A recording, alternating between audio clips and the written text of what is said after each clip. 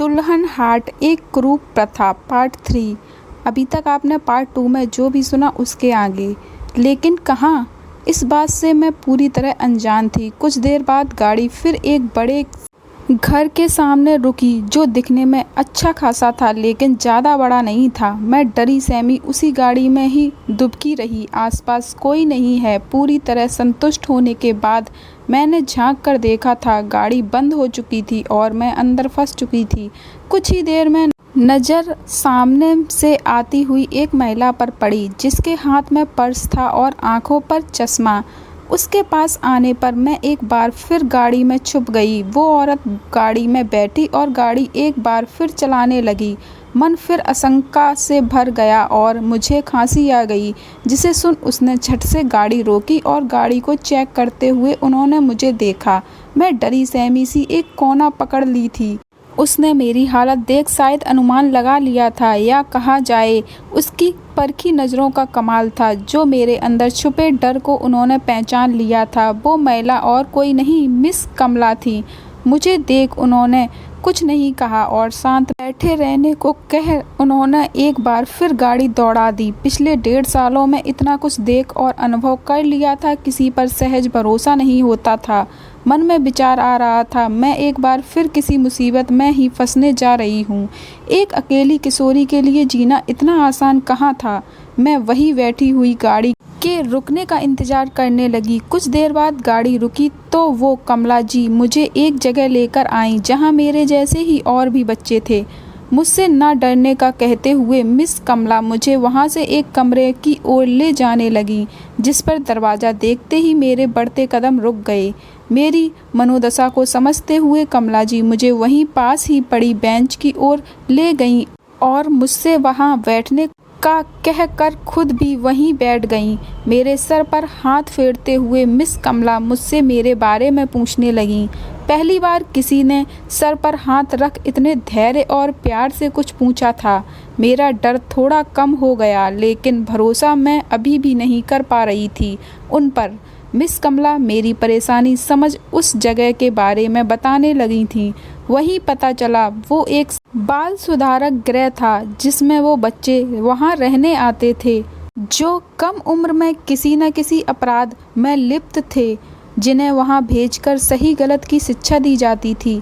Miss कमला वहां की एक कर्मचारी थी जो नियमित रूप से उन बच्चों से मिलने आती थीं और उनके साथ समय व्यतीत कर उन्हें सही रास्ता दिखाती थीं। मैं वहीं बैठी हुई सब समझने की कोशिश कर रही थी। मिस कमला मुझसे काफ़ी देर तक इधर उधर की बातें करती रहीं। कभी वो मुझे उन बच्चों के बारे में बता रही थी तो कभी वहाँ मौजूद अन्य कर्मचारियों के बारे में बता रही थीं। वहाँ खाना खाने का समय हुआ तो सब बच्चे वहाँ से एक पंक्ति में जाने लगे। मिस कमला मुझे भी वहाँ से उनके साथ ही ले गईं और भोजनालय कक्ष में जाकर सब इकट्ठा हो पंक्ति में बैठ भोजन करने लगे। मिस कमला और बाकी कर्मचारी भी उनके साथ ही बैठ गईं और भोजन करने लगीं। उनके व्यवहार से मैं भी सहज होने लगी थी। भूख लगी थी सो झिझकते हुए भोजन करने लगी। मिस कमला मुझसे बातें भी करती जा रही थीं।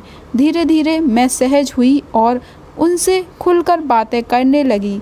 मैंने उन्हें अपने अतीत के बारे में बताया, जिसे सुन वो मुझे समझाते हुए बोली, मौन का अतीत सबका होता है। हमें उस अतीत को पकड़कर वर्तमान की खुशियों को नहीं भूलना चाहिए, बल्कि अतीत को अतीत में छोड़कर हर पल को मुस्कुराकर जीना चाहिए। मोनिका नाम सुन मैं बोली, मेरा नाम मोनिका नहीं श्यामा है।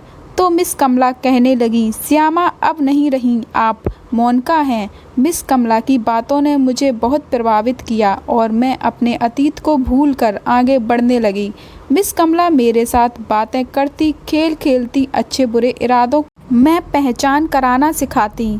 उनसे मिलकर मुझे समझ आया वास्तव में माँ कैसी होती है। मैं मिस कमला को माँ कह संबोधित करने लगी।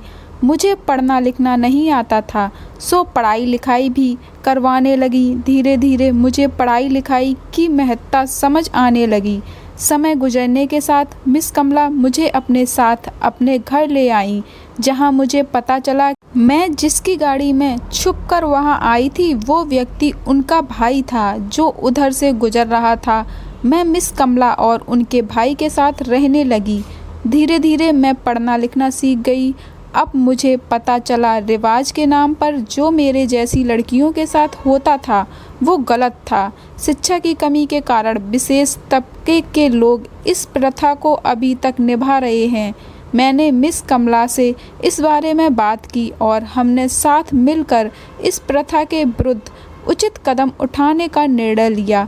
जहां मैंने संघर्ष के जरिए दुल्हन वाले हाट को रोकने के लिए कोशिशें शुरू कर दी, साथ ही अपनी वास्तविक पहचान बताए बिना मिस कमला की मदद से उन सबको शिक्षा के महत्व समझाने के लिए विभिन्न कार्यक्रम चलाने लगे, जिस बारे में प्रयास अब तक जारी है। इसी उम्मीद में एक दिन हम इसमें अवश्य सफल होंगे। मोनिका बेटा, चलें अब हमारी शिक्षा की जागरूकता के लिए निकलने वाली रैली का समय हो रहा है।